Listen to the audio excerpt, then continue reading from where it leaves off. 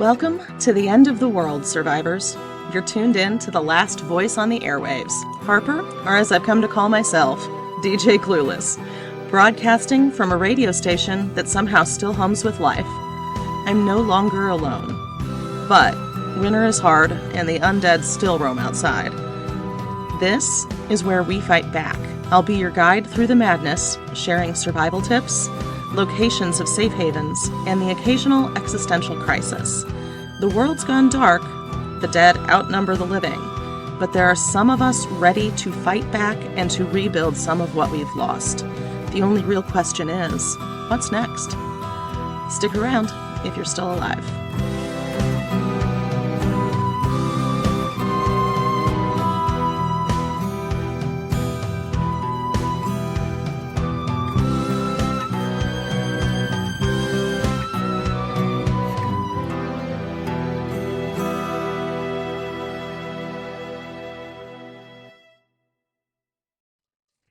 Hello, survivors. I know it's been a while. This is your DJ Clueless, and it's been a while because did you know that during the winter, if it snows and all of that snow lands on top of your solar panels, you're not getting any power?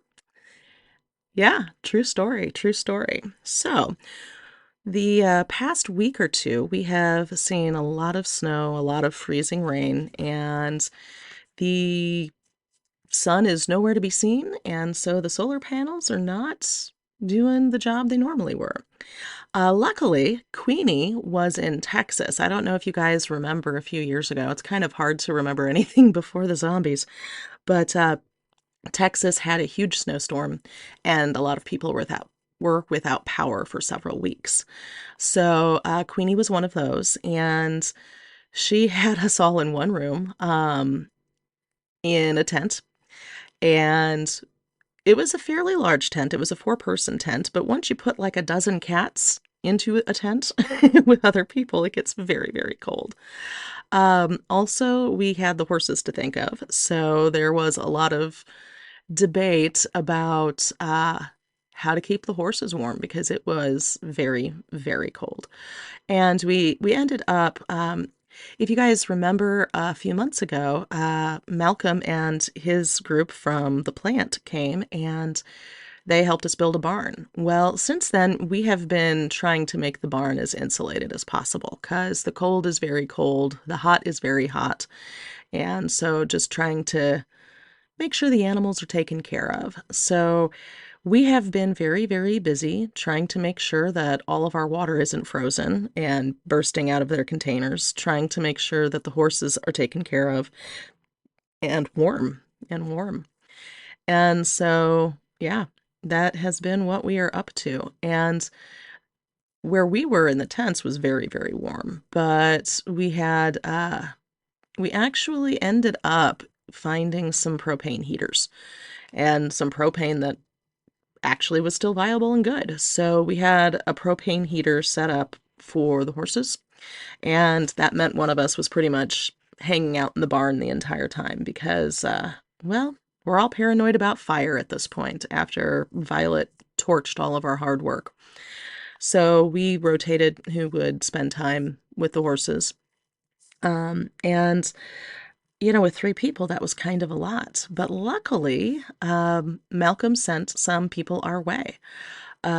He he has a pretty big network. I mean, for the apocalypse, I guess. But he communicates with several other settlements, and there are a lot of people who contact him, via radio. So he sent us a few more people. Basically about 5 more people, which more than doubles what we had here. And they arrived, and we had been through the worst of the snow and ice, but we still didn't have power, so they were intrinsic in helping us keep everything together. And so we are now part of Malcolm's network, and he sends us people. But one of the interesting things is when they arrived and they met all of us, and we did make them strip down and show us that they didn't have any bites, which we took them one of the structures that Priya and Queenie were working on was for this purpose, so people could go inside in privacy and be checked. And so we got to use it for the first time, and it worked out really well. They knew that this was coming. Apparently, there are few to no settlements that don't have strip down naked so we can make sure you aren't bitten checks. And, Priya's so thorough. She even had them lift up their feet to make sure the bottoms of their feet were bitten. Like, so clever. One of the things Malcolm told us, and this is horrible. I don't know why I'm laughing. It's horrible, but a lot of the bites that people have are on the butt cheeks when they go to hop a squat in a field, because several of the zombies have broken down enough that they're pretty much what we call ankle biters. They can crawl, but that's about it. And without humans in large quantities keeping the grass down, I mean, we're in Illinois. This is a grassland place. So grasses are growing pretty high. So you could go to relieve yourself in a field and not even know that you're squatting near a zombie until you've been bitten. At least that's how Malcolm tells it. I don't know. I have a tendency to check very, very, very thoroughly, but we also have latrines, so it's a different thing here. But anyway, the interesting thing about these newcomers, was they arrived after Malcolm had captured Violet, and Violet was alone. And they had quite the story to tell. When they met me, they said, "Oh, so you're the truth demon." And I was like, "What? I'm the what now?" And they said, "You're the truth demon." And I had no idea what they were talking about, just clueless. So I said, "Okay, well, I think I need more details. How exactly am I a truth demon?" Well, I don't know if you remember or if you were listening, but a few months ago, Violet, who was friends with Queenie and Priya, they thought, and heck, I thought she was my friend too, but she sort of burned down our entire compound, stole the horses, and she tried to get our water and stuff from the pantry. But I have insomnia, so I wake up and kind of check the perimeter and make sure that we're still safe several times a night. I was doing that, and I stood in front of the pantry fully expecting them to just shoot me. But I had spent so many months stocking that pantry, so many months going through houses and grocery stores and various other places, making sure that we had enough food for winter. I had no idea how bad the winter was going to be, and I wanted to make sure we had, a month's supply, if not more. And I did that just for myself, but, I continued doing that after Violet, Queenie, and Priya came here. So, it was very stupid on my part, but I stood in front of that door and basically, you know, did a Gandalf, "You shall not pass." And I fully expect, because it was an over my dead body sort of situation, and I fully expected that they would just step over my dead body to get the stuff. But according to Violet, what actually happened is wings sprouted from my back, blocking any possible entry. And when I told them that they couldn't do this, how she describes it is, I showed them all of the ugly parts of themselves. Um, how one of the men described it to Malcolm, and again, this is all secondhand, um, was that everything that they denied about themselves came crashing down on them. It was almost like I showed them a mirror of their most evil selves, including the evil that they were perpetrating against us. And the reason they left wasn't because they weren't ready to commit murder, because they were more than willing to kill me. It was because they couldn't handle me showing them the truth of who they were. And my fellow survivors, I had no idea I was doing that. Just absolutely no clue. Like, none. So, I have been summoned. Malcolm wants me to travel to the plant, and he wants me to undergo rigorous testing for my truth abilities. And I, I've told him over the radio, Malcolm, I don't have any truth abilities. Are you sure this wasn't like, were they high? Were they on something? I mean, were, were they sleep deprived? Sorry, can't talk. Were they sleep deprived? Because it makes absolutely zero sense that I horrified them with their true selves. Like, all right, I'm not sure how I did that. It wasn't my intent. My intent was basically, you're not taking this food. Are you? No, you're just not. So anyway, Malcolm wants me to travel there, and I told him that I would travel there on a couple of conditions. And one of the first conditions is they have veterinary care there, and we have a colony of cats. And most of these cats are somebody's pets, or somebody's pet who just didn't come home. So we do have a lot of cats that are already fixed, but we have about three that keep going into heat. And, when cats are in heat, they're pretty miserable. They're pretty unhappy. And we already have more cats than I can reasonably feed.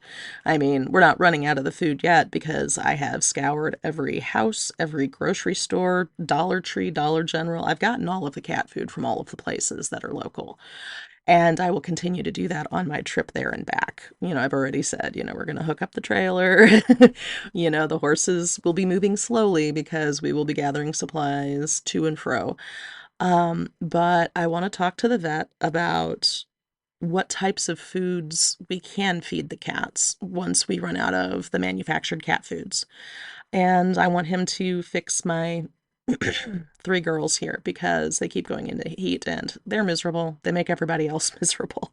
Like when female cats are in heat, boy, do they really need somebody to do something about that. So we're going to. Malcolm agreed to those terms, and he said I would probably be sending about a week or 2 weeks at the plant. So that's exciting, if a little nerve-wracking. Since finding this radio station, I haven't left here. I haven't traveled anywhere. And, Queenie and Priya offered to go with me, and I may or may not take them up on that. Um, Malcolm is sending somebody to escort me, which makes it feel a little bit like a royal summons, like, oh no, my soldiers will escort you here. It's like, are they escorting me or are they forcing me to go, Malcolm? But that's my paranoid brain. I think it really is just Malcolm wants to make sure that nothing happens, or if something happens, that there's safety in numbers. So, but Priya and Queenie, as much as they didn't want to live at the plant under Malcolm's rule, they trust it. And I trust them. Um, and I gotta tell you, Violet really screwed us over. She really did, because, they're telling me that they trust Malcolm, and then Priya looked really just brokenhearted and said, but, we also trusted Violet. Maybe we aren't the best judge of character. And, I hope that whatever truth I showed Violet showed her that. I hope that whatever pain she has caused us in that moment where I was a truth demon, apparently, I hope it haunts her. I hope that whatever magic happened that I am unaware of doing, I hope it messes her up for life. I really, really do, because she hurt some really good people, and not just me. I'm not even counting myself in that, but Queenie, Priya, they're really good people. They have been nothing but kind and helpful since they got here. And, I'll be real honest. You know, Malcolm said, "How do you feel about them taking over?" And I'm like, taking over? They came with good ideas. I'm not gonna not do a good idea just because it wasn't mine, and they didn't take over anything. They showed up and instantly started helping me.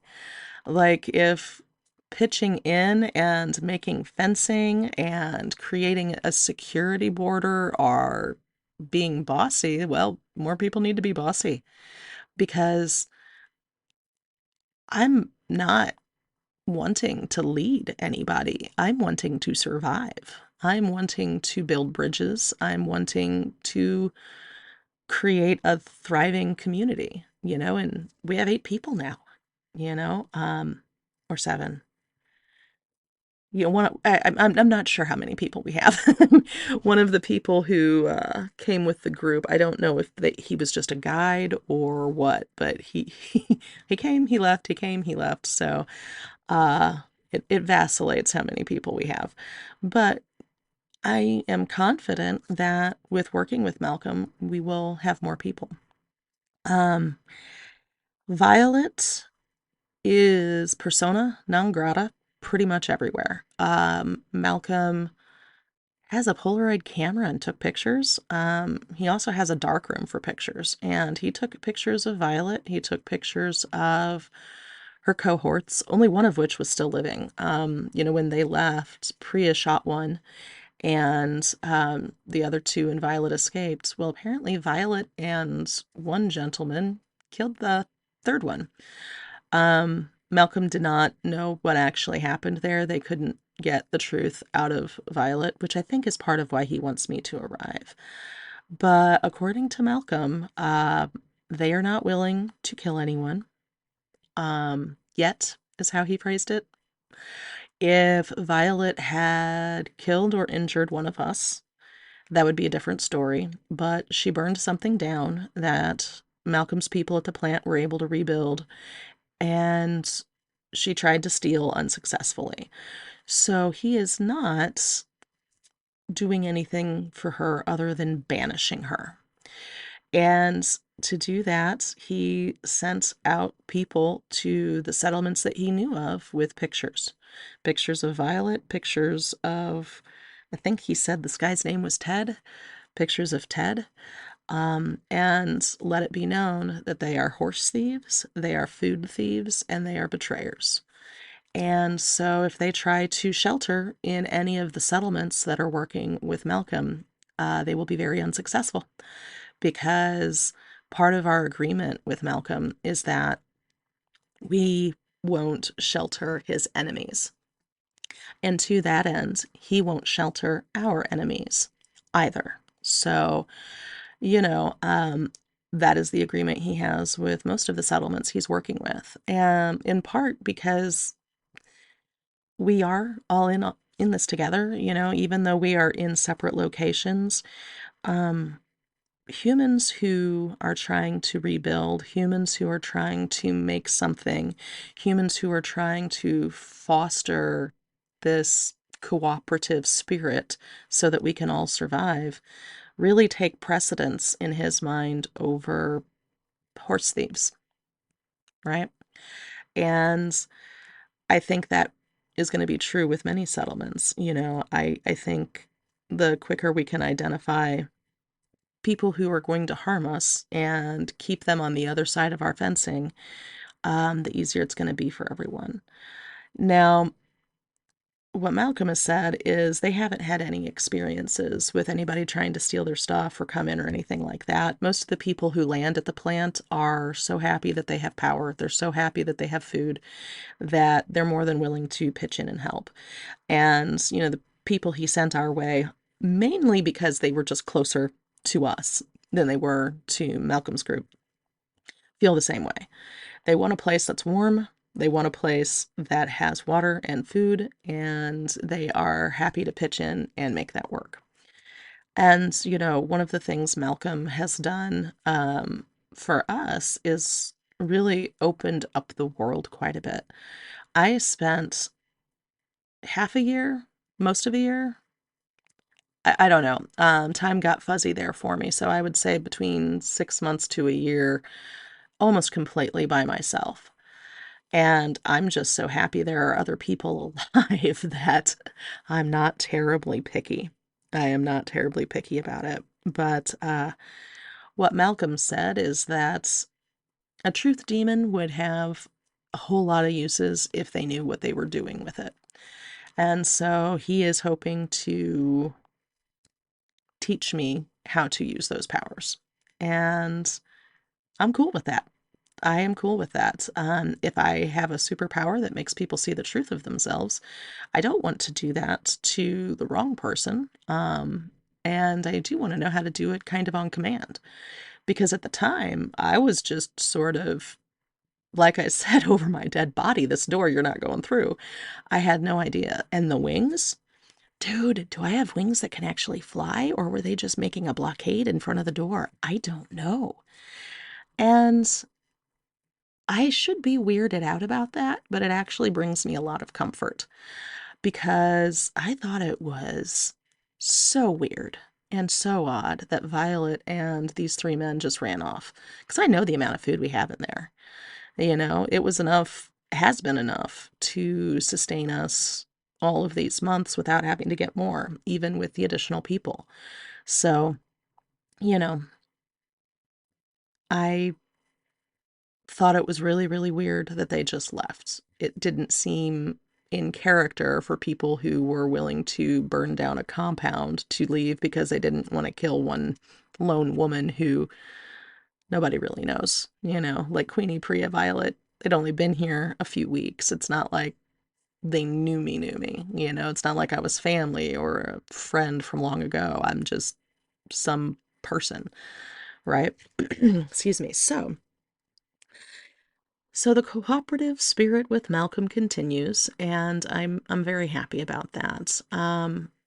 I should be weirded out about the fact that there are people out there that consider me a truth demon, but I'm not. I'm just happy I gave them a bad day. I really am. And that probably doesn't make me a very nice person, but that's okay. I'm okay with not being a nice person. When you want to steal all of the work I've put into just surviving, you don't get to deal with a nice person. Because just horribly unfair to even try to do something like that. Just despicable behavior all around. I'm still mad. I thought that the humor would lessen some of the anger I felt at Violet, but man, we had worked so hard on the compound. You know, we had put in so, like, all of our waking hours, and to have it just burned to a crisp. The other thing I kind of asked Malcolm is, how did you even capture Violet without her burning you down? And apparently, Malcolm has encountered somebody else who has the power to just burn things at will. And if they can see it, they can burn it. So Violet and Ted, I guess, tried to enter the plant, which is Malcolm's compound, and Malcolm knew exactly who they were. He knew exactly who they were. I guess the likeness. Oh no, he knew who they were because Violet had been there before. Violet just didn't expect us to be communicating. I keep forgetting that Violet came from the plant. That's why Malcolm's so mad about it. Jeez, my memory, guys, I gotta tell you, trauma does just wonders on the memory as far as making it unreliable as all get out. The amount of stuff they have to remind me of constantly has me a little worried even. But I've been told that with PTSD, sometimes there are memory problems, and when you've gone through a traumatic thing, sometimes there are memory problems. And I have such good feelings about Malcolm and the plant. I think that my brain just keeps deleting that Violet pulled a fast one on him too. But he knew who she was, and he let her come in and did the whole, oh, we're so glad you're back, and oh, you brought a new person, blah, blah, blah, blah, blah. And then I kid you not, he black bagged her. He did. He had them go through the whole everybody gets naked to make sure you weren't bitten. And as she was coming out of the, checking room, he had somebody waiting who put a black bag over her head and zip tied her hands behind her back. So she couldn't set anything on fire. Like their entire conversation, she was blindfolded, basically. And when they let her go, they let her go. Malcolm apparently has a few electric vehicles. They let her go very, very, very as far away as they possibly could. kind of in the middle of the woods. So she could always find her way back to burn them down. But he let her know that as far as the plant goes and as far as the radio station goes, she and Ted were both kill on sight, shoot on sight. So if she does come back, she'd have to, I mean, now that we have more people, one of our sharpshooters is always on the roof and with binoculars. So she wouldn't be able to burn us down before we were able to take her out. But we are on guard for her now. Priya and Queenie were both pretty upset that Malcolm didn't just kill her. But I understand where Malcolm's coming from. Banishment first. He also said that whatever truth I showed Violet messed her up good. In manner and demeanor, she wasn't the same person. Now, he thinks part of that is because she was lying the whole time she was there before, just like she was lying the whole time she was with us. But he said a certain vivacity has left her. She is no longer energetic. She is no longer happy. Whatever lies she told herself, I stripped away so thoroughly that she can't tell herself those lies anymore. And I gotta tell you, that's kind of scary. That is kind of scary for me. So, but that's what's been going on, and why you haven't heard from us, well, from me, in so long, is simply because, it's been a lot of time without power, So it is warm again. Everything is melted, and the solar panels have been cleared off. And so, things are good again, but we're still in winter. So, we've made preparations for when this happens again, or if this happens again. Because even if it doesn't happen this year, it may happen next year. It's something that we'll have to deal with continuously, and now we know how. So anyway, if you are out there and you are listening and alone, as I always say, survive, survive, survive. We will find you, or you will find us. So we're rebuilding, guys. We're rebuilding. So you keep surviving, and if you can, try and find us. Harper out.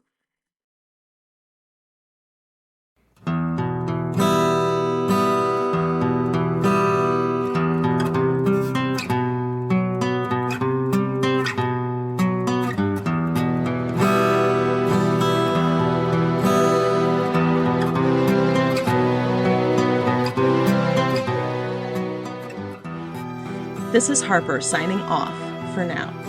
Remember, the world's still turning, even if it feels like we're standing still. Survive, adapt, endure. As the dust settles, we are rising again. We are rebuilding from the ashes. Until you find us, keep moving, keep fighting, and whatever you do, survive.